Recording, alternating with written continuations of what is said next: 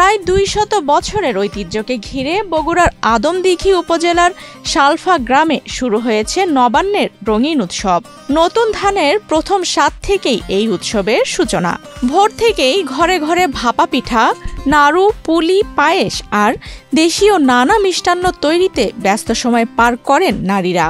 উৎসবকে কেন্দ্র করে গ্রামের প্রতিটি ঘর ভরে উঠেছে ছেলে মেয়ে, জামাই আর আত্মীয় স্বজনের পদচারণায়। কৃষি নির্ভর এই এলাকার প্রায় 7,000 পরিবার নতুন ধানের আমেজকে কেন্দ্র করে মেতে উঠেছে মিলন মেলায়, যেখানে বয়স ধর্ম নির্বিশেষে সবাই একাকার হয়ে যায় নবান্নের আনন্দে।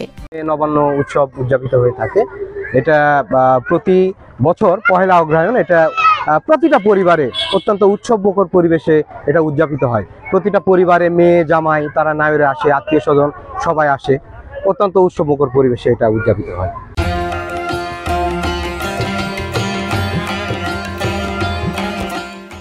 ষোলোই নভেম্বর রোববার সকাল থেকে উৎসবের আনুষ্ঠানিকতা শুরু হয়েছে। প্রচলিত রীতিতে কয়েকদিন আগে থেকেই ঢেকিতে ধান ভেঙে চাল ও আটা প্রস্তুত করেন গ্রামের নারীরা। আর উৎসবের সবচেয়ে বড় আয়োজন 14টি মহিষ আর 12টি গরু জবাই করে ভাগ করে নেয়ার প্রথা এবারও বজায় রাখা হয়েছে।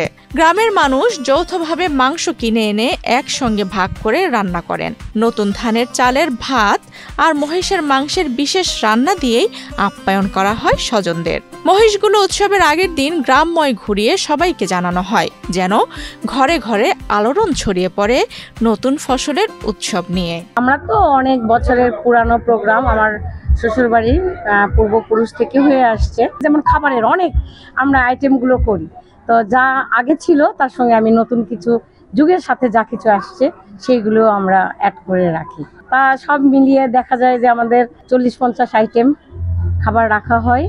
আর আত্মীয় স্বজন, আমাদের বাবার বাড়ি, তারপরে আত্মীয়, গ্রামবাসী, প্রতিবেশী, খেলাধুলা সব মিলিয়ে অনেক সুন্দর, অনেক সুন্দর, অনেক মজা।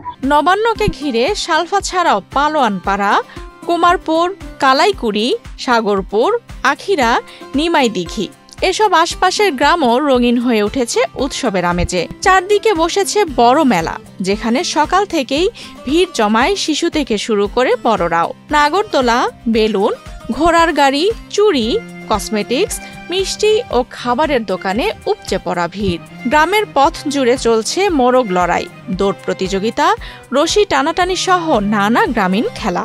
সবচেয়ে বেশি খুশি শিশু কিশোররা, তারা দৌড়ে বেড়ায় মেলার প্রতিটি দোকানে, পছন্দের খাবার খেয়ে কাটাচ্ছে উৎসবের সবচেয়ে উচ্ছ্বসিত সময়। আমি এসেছি এখানে, তো আমাদের বাসায় আপনি ধরে নেন 50-60 রকমের খাবার রেডি করা হয়েছে। এখানকার বিশেষ যেটা ওটা হলো মলিদা বা ছিন্নি, যেটা বলা হয় আসলে গুড়ের তৈরি, ওইটাই আসলে আমাকে বেশি আকর্ষণ করে।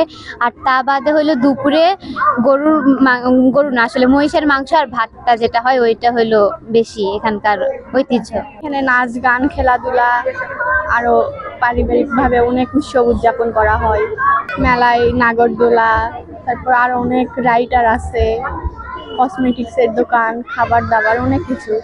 আমি অলমোস্ট সবগুলাই খাইছি, কিন্তু সবচেয়ে বেশি ভালো লাগছিল হচ্ছে তালের পিঠা যেটা আছে ওইটা।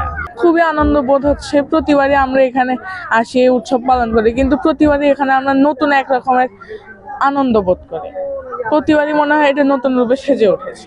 দিন যায়, বছর বদলায়, কিন্তু ইতিহাস, ঐতিহ্য আর লোকজ সংস্কৃতি কখনো পুরনো হয় না। বাঙালি গৃহস্থ জীবনের কৃষ্টিতে নবান্ন উৎসব সেই চিরন্তন আনন্দেরই প্রতীক। নবান্ন শুধু নতুন ফসল ঘরে তোলার উৎসব নয়, এটি পরিবার ও আত্মীয়তার বন্ধনকে আরও দৃঢ় করে। বহু এলাকায় এই উৎসবের আমেজ অনেক সময় ঈদের আনন্দকেও ছাপিয়ে যায়। শত বছরের ঐতিহ্য ধরে নতুন ধানের সুবাসে সালফা গ্রাম আজও একতাবদ্ধ, আনন্দ, মিলন আর উদযাপনের এক সুরে। আফসানা রিপা, বাংলাদেশ প্রতিদিন।